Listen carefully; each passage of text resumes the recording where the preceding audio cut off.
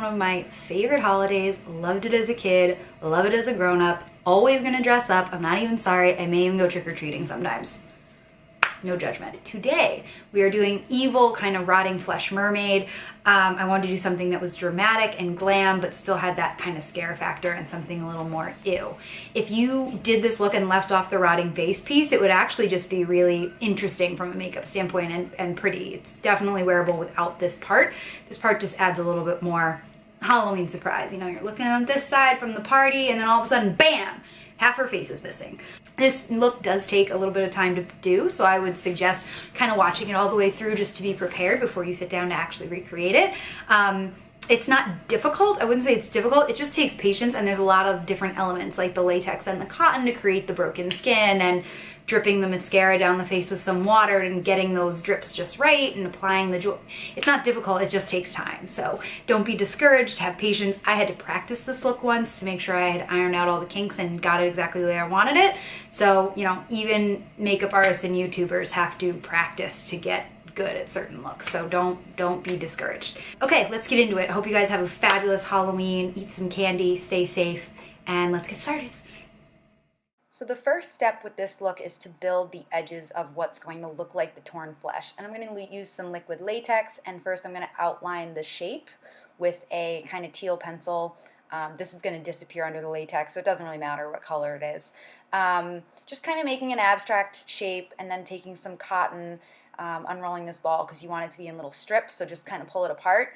Apply a little bit of the liquid latex and then press a chunk of cotton into it just so it sticks, and then soak the cotton in latex little by little, working it with a brush. I will warn you, it'll probably ruin whatever brush you use unless you use a specific kind of plastic tool, but I wanted the versatility of the brush, so I used a cheap makeup brush that I don't really use anymore, and then I kind of just threw it out when I was done. So yeah, just continue to apply the cotton in small sections around the edge of this area, and you want to be careful as you apply the liquid latex to it that it doesn't get totally smashed down and flat. So just have patience and kind of work it little by little so that it pulls up. You can see I have some flaps where it kind of pulls, and I drew a little triangle that we're going to peel off in a bit. For foundation, I combined the Tarte Rainforest of the Sea foundation, which felt very appropriate considering we're being a mermaid, and I mixed in some of the Becca Backlight Priming Filter. Instead of adding a primer separately, because we kind of have a chunk of the face we can't really rub with our hands right now, I just mixed it in with the foundation and it'll have the same effect. So I'm just using my IT foundation brush and buffing that all over the face, kind of avoiding the latex. And then with concealer, this is the Smashbox 24-hour concealer. I'm just putting that around the edges of the latex now that it's dry, and then blending it in with the foundation brush so it looks like skin. Now that little triangular patch of latex that I painted on without any cotton, once it was dry, I kind of just peeled it back like a flap of skin and painted it. And next for the scales, I'm going to use Giorgio Armani's Cream Eye Tint. I forget which shade this is. They're numbered, but I'll link it below. It's this really beautiful like aquamarine blue. And painted that in. And then to set the face, kind of jumping back and forth here between the flesh and my whole face, because you need time for the flesh part to dry in between steps. So you kind of have to bounce back and forth.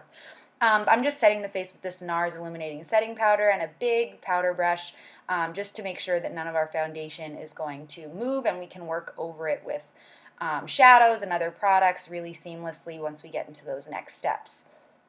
I'm going to do a light contour. I'm using the Tarte Amazonian Clay bronzer here and a flat kind of square-tipped Morphe brush, and just really carving out those cheekbones. We do want the face to look a little bit hollow, considering that she's kind of this deranged mermaid. So just going under the collarbones, yeah, Crystal, get it together. Under the cheekbones, along the edges of the forehead to have some dimension in the face. We don't want to look totally flat. This character would be super feminine, even though, you know, she's tearing her own face off. So under the chin, along the jawline, to really have that nice cut structure down there, and onto the nose. So using a different chiseled flat Morphe brush, just doing a quick, easy contour down both sides of the nose to keep it nice and narrow and a more attractive profile. And then we're going to draw on scales. I'm sorry that I skipped the actual steps. This is just the Kat Von D Tattoo ink liner. and I just drew on scales one at a time across that patch of blue. And then with a darker Makeup Forever kind of iridescent shadow, I'm just taking a little pointed brush and adding a little dimension across the scales. And then I took the Artist Couture Mermaid Dreams highlighter, which is the most ridiculous item ever. It's incredible, the shimmer that comes off of this. I just painted it all over the entire finished scales. It makes the black lines less harsh and also just gives it this incredible sheen as the light catches it. You can sort of see it on camera, but in person, it's just so beautiful. Next, I'm going to take a eyeshadow by Makeup Geek called Mermaid. Go figure. This is a teal, light blue, iridescent shadow with great color payoff. And I'm just going to buff this across the crease and up toward the brow bone. It can be a little bit sloppy because this is a fairly messy, dramatic eye, considering she's crying half of it off down her face. You want to make sure you have lots of color pigment. We're going to layer on Smashlee, which is a shade that's more green, still very shimmery. This is from the Violet Voss by Laura Lee palette. And we're going to keep this a little bit more into the crease and the outer corner so that the blue can kind of stay up top, almost like a transition shade. It's the most dramatic transition shade you'll ever use, but it does the job for this look. And the green, make sure it has dimension and it's not all blue and kind of all one tone.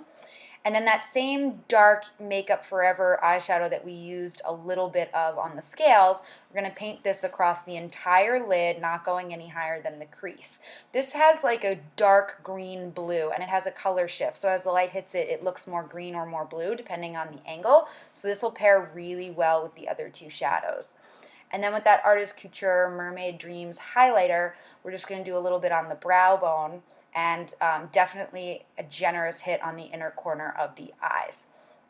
Then I took a soft, fluffy brush and some of that dark Makeup Forever eyeshadow and started buffing it underneath the lash line on the bottom lid.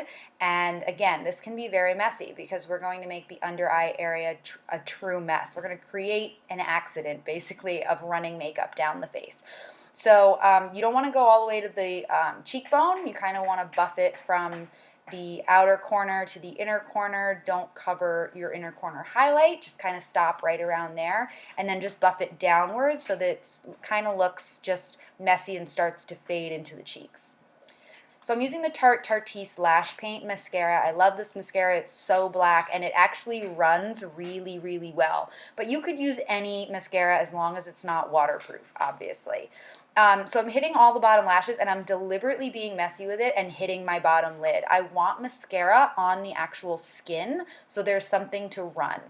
And then with a little eye droplet, I took this out of a small Josie Maran argan oil bottle and some water. I'm just going to drip it along the lashes until that under eye area is super wet and then let it run. Go back in with a little bit more mascara on the wand so that that can get wet too, and then just kind of move your face back and forth. It just takes patience. You can use the tip of the eyedropper to kind of help guide the drips down the face. And yeah, you can take it as dramatic as you want, as far down the cheeks as you want. I started to see a few drips go a little too far, so I just patted it off. That's part of the benefit of setting the whole face with powder before we start any of this. With the face set, it's easier to kind of dab off any moisture without it ruining your foundation. So now with the same Kat Von D Tattoo liquid liner, I'm just going to line the top lids. Not doing a true wing, but kind of just making sure it has a finish point past the lash line on each side. Doesn't have to be super, super neat, but because we're going to put on false lashes, this gives us a nice baseline for that lash band to sit on and kind of help disguise the edge of the lashes. And coat of mascara on both sides. I'm using the same Tarte Tartiste Lash Paint. I'm so obsessed with this mascara. I don't always use this when I'm doing fake lashes because it's so thick, but since I had it out for the bottom, I just kept it for the top. We're going to use the House of Lashes Noir Fairy Lash. And oh, the camera caught a really creepy look at how it's coming along so far. So like I said, just applying the lashes with the House of Lashes black lash glue, which I love. And now onto brows. I'm going to use the Hourglass Brow Arch Definer in Blonde. And I'm not going to really show the whole process of doing my brows, but I wanted a fairly dramatic arch just because the eye is so heavy, so really keeping the brow bone lifted. So I fill in this the underline, and then I fill in the front, fill in the top to create the top arch, and then bring down the tail, and make sure that tail is long enough considering how dramatic this eye is so that your brows don't feel too small for the frame of your face. Brush them out and hold them in place with a little Anastasia Beverly Hills brow gel. I'm going to do the other side really quickly, brush them out, add a little gel, hold them in place, and brows are done. To line the waterline, I'm using the Urban Decay 24/7 Glide eye pencil. I think this is in the color Junkie. I will list it below. And now to do our tears. So I'm going to use the light green, and I'm going to use Too Faced glitter glue to apply this. In hindsight, I'd probably advise buying a proper like cosmetic glue. You might even do better with lash glue. I don't know that this glitter glue was going to hold these stones on all night, just a note. So you put it at the end of each tear, kind of change the sizes as you go across, and the tears are done. Highlighting a little bit more of the face with that Artist Couture Mermaid Dreams highlighter, tip of the nose, middle of the forehead. I definitely layered some on top of the tears because, hello, the highlighter is called Mermaid Tears. Let's put it everywhere. Did the chin a little bit, the Cupid's bow, basically everywhere we would normally highlight the face, but this will give it a nice green sheen. And I'm so sorry I didn't adjust my camera angle so you could see the lip application better. But this is actually an eyeliner by Buxom. I'll list the color below. It's kind of a gunmetal blackish silver. And I lined the entire lip, and then I filled in the outer edges, kind of coming faded in towards the center because we're going to make the center more blue. So this is definitely a dramatic ombre lip. There you can see how I've kind of filled them in. Not all the way, but keeping the outer portions the most pigmented.